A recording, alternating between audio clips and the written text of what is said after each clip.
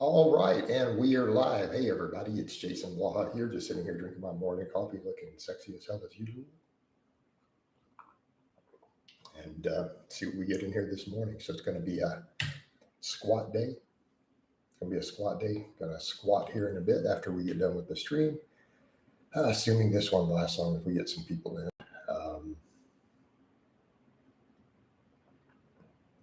So had to shut the last one down. There was some commotion outside. I wanted to go see what was going on. All right, so let's see who we get in here. Again, this is kind of early, so sometimes because I wake up later these days, I get these going later. A lot of people are always like, "Hey, Coach, why are you so late waking up? We thought you get up early." I did. I got up early for years and years. I used to be a 4 a.m. person. I've just gotten to where as I need more sleep and I stay up a little later. I sleep later. Pretty just like there's no explanation other than I guess I'm getting older. So I don't like waking up at 4 a.m. But no, I used to do that. I used to even do biphasic sleep. I used to wake up at 4 a.m. routinely, 4 to 5 a.m., get my day started. Just not how it goes anymore. So I'm only up really early if I have something I have to do. But I try to avoid having those things to do. Like even clients have gotten better with it. So like overseas clients, a lot of times I'd be doing a call at 6 a.m. But now that I train in a garage instead of inside, like my condo, like I used to do, like my living room and my 2-bedroom condo used to be my gym, right? And now I have a separate garage. Temperatures kind of matter a little bit. So my scheduling is a little different. But I definitely don't like to sit down and do a client call before I train. I like to be in training mindset. But I occasionally do one. What's going on, P327?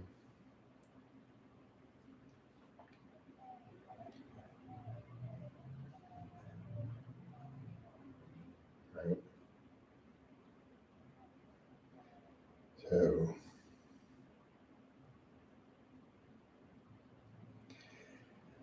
there we go. Please get some likes. That always gets people in here. I always remind guys of that. Like if you don't see people in here, it's the lack of likes. That's what I think I've realized with my research. When people say it's not hitting my feed when it goes live, it's because the people who are already in it aren't engaging. And if they don't, apparently it doesn't reach feeds. Like it doesn't kick into people's feeds or something. Hey, P, you guys have to be way more specific when you ask me about people. Like you just asked me, what do I think of an extremely controversial, extremely complex person where people write entire books about of what do I think about them? I don't really know what to think about them. Could you ask a specific question? What I think of his hair? Or what do I think of maybe his policy on one specific thing? I guess my biggest thoughts on Musk are I think people make a bigger deal out of him than they should. Like I think people love him and hate him way more than makes any sense historically. On both ends, it always seems strange. I get it now that he's been thrust into a position of power, but 6 months ago, a year ago, I had no clue why people obsessed over him so much at all. Like why he was someone that anybody cared about as a topic of controversy and it's just like he's just a businessman doing his thing. I don't know. I just really didn't care. I suppose it's actually a more relevant topic now that he's in a position of government power. I suppose he is an actual real topic now. I don't really know what to think of him. The full gambit of it, I don't really know. I mean, some of his policies seem good. I don't know.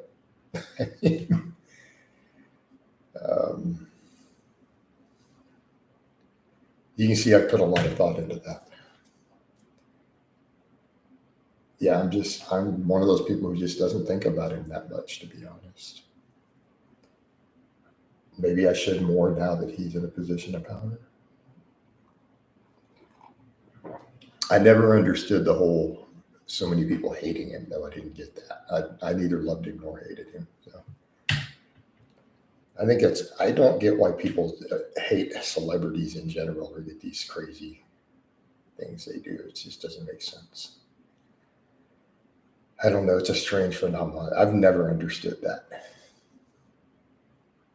Like, they're politicians and people I don't like, but I've never gotten the whole derangement hate level that people get. It's just really weird to me that you could hate a person you've never met based upon what different media and groups are telling you about them.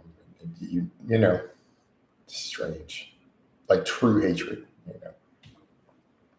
I get it if someone says, I don't really care for Trump or Biden or Musk. And it's okay, yeah, fair enough, But obsessive hatred over a public figure seems really strange. And I don't care what side of the aisle they're on or what they believe. It's just weird. Unless they have personally done something, then you feel is horrific. Okay, that I get. They executed 1 million people, innocent people. Okay, fair enough. But, yeah. So that's my whole spiel on that.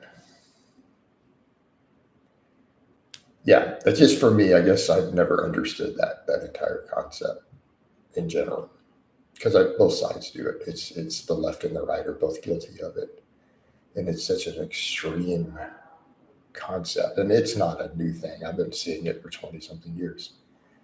But the internet wasn't doing it. It was talk radio, people's opinions, and it's just like, oh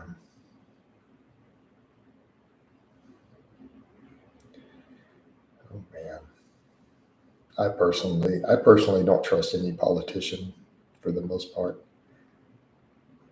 You look at their policies and assume if they got into a position of high power, they're probably not a good person. That's a fair assumption. That's irrelevant. It's irrespective of ideology they publicly claim or what party someone's in. People don't get into positions of power politically by being good people. You just don't.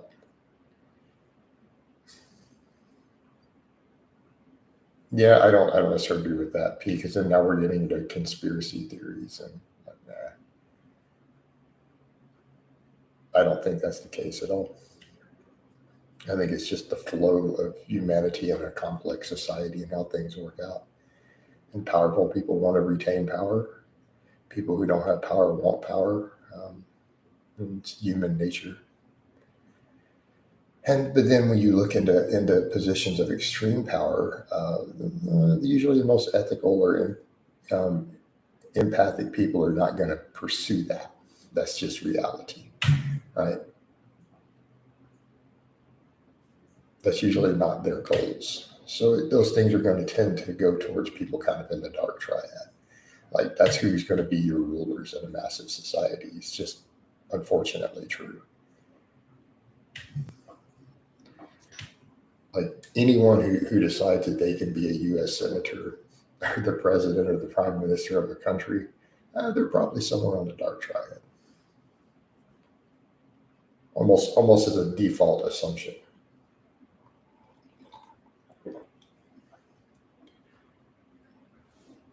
Pretty much any human being who wakes up and says, I want that type of power, they're probably somewhere in the narcissist sociopath spectrum.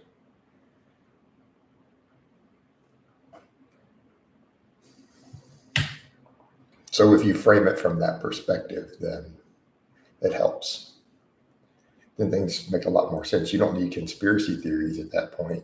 You don't need any of that. You could just look at that and go, yeah, that's just human nature. And that's going to be the psychological traits that are going to be drawn to power.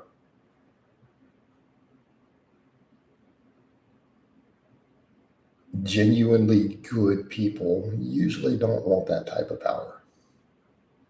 They don't wake up and decide to pursue it. So I tell people, vote for the sociopath who's going to do the most for you and what you want for your goals and what you think is the right thing for policies. Don't ever vote based on you think they're a good person, because that's just clownery. They're not. So vote for policies, not people.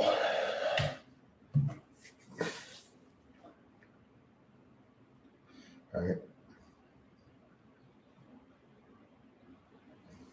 That's a very pragmatic approach.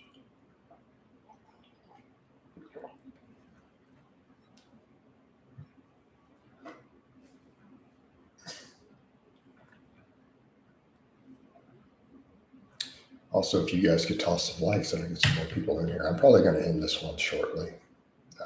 I don't feel like chatting in this stream a lot. I got stuff to get done. So if it doesn't kick off really, really fast, I'm probably going to wind it down.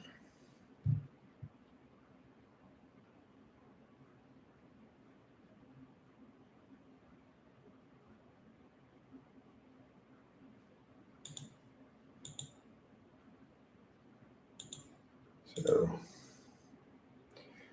yeah, we've only had one commenter in 11 minutes, and I've rambled about a topic I don't care about that much. So I'm going to wind it down, get ready to do some squatting, and I'll do a nice long cardio for you guys later. So I'll talk to you next time.